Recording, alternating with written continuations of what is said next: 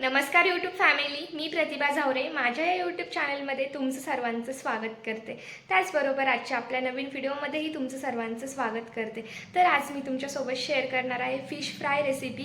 तर मी fish fry कशा पद्धतीने बनवते व्हिडिओ शेवटपर्यंत कंटिन्यू बघा.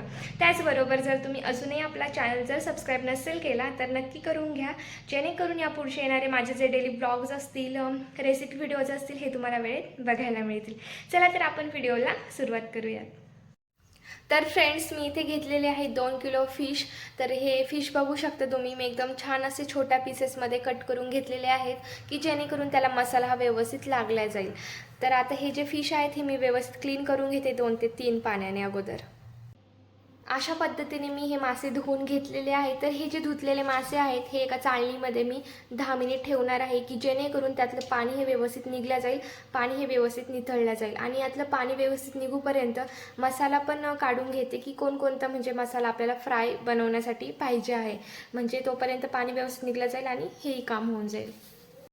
तर इथे मसाल्यामध्ये मी घेतलेलं आहे 1 वाटी तांदळाचं पीठ, त्याचबरोबर हळद, लाल तिखट आणि धने पावडर. तर ह्या 3 गोष्टी तांदळाच्या पिठामध्ये व्यवस्थित मिक्स करायच्या आहे. त्याचबरोबर चवीनुसार मीठ पण टाकायचं आहे.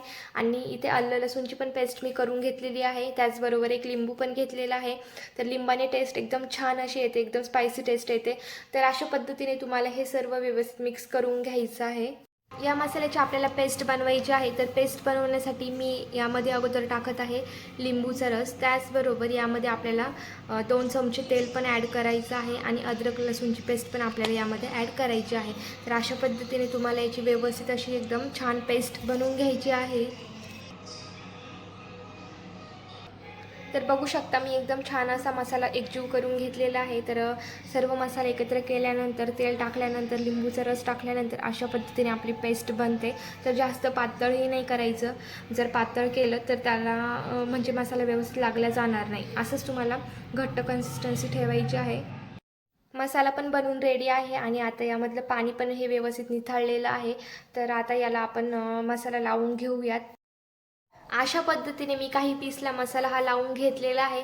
तर मसाला लावलेले जे पीस आहेत हे तुम्हाला डीप फ्रीजरमध्ये अर्धा ते 1 तास ठेवायचे आहेत. कारण यामुळे काय होतं की मसाला हा व्यवस्थित मुरला जातो, टेस्टही छान येते. त्याचबरोबर पीस हे चांगले व्यवस्थित कडक होतात तळल्यानंतर.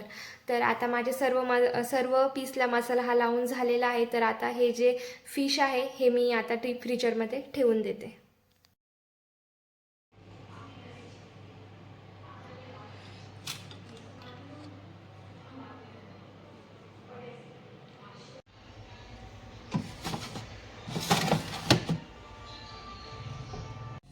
अर्धा तास झालेला आहे. तर आता अर्ध्या तासानंतर हे पीसेस मी काढून फ्राय करण्यासाठी घेत आहे. तर चांगले कडक असे झालेले दिसून येत आहे. त्याचबरोबर चांगला मसाला पण त्याला लागलेला आहे, मुरलेला आहे व्यवस्थित.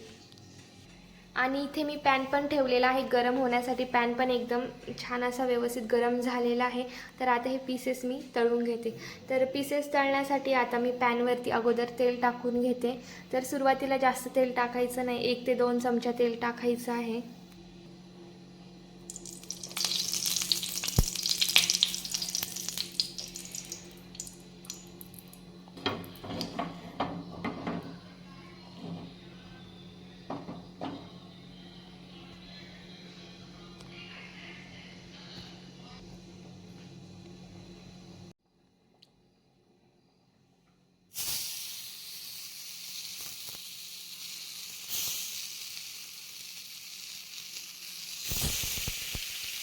आणि हो, फिश टाकताना तुम्हाला एक काळजी अवश्य घ्यायची आहे की जे पॅनवरती गरम झालेलं तेल असतं आणि माशांमधले जे मॉइश्चर असतं, आपण फ्रीजरमधून काढल्यानंतर त्यामध्ये परत मॉइश्चर तयार झालेलं असतं. तर त्यामुळे हातावर तेलही खूप जास्त उडतं. तर ती कृपया तुम्ही काळजी घ्यायची आहे की जेणेकरून हाताला काही नुकसान होणार नाही.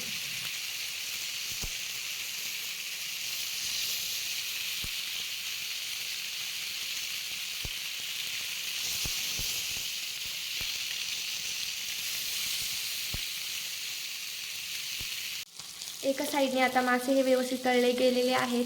तर एका साईडने म्हणजे टाकल्यानंतर मासे हे व्यवस्थित सुरुवातीला चांगले कडक होऊन द्यायचे आहेत. त्यानंतरच पलटी करायची आहेत, नाहीतर मग ते व्यवस्थित निघल्या जात नाही किंवा खाली चिकटतं.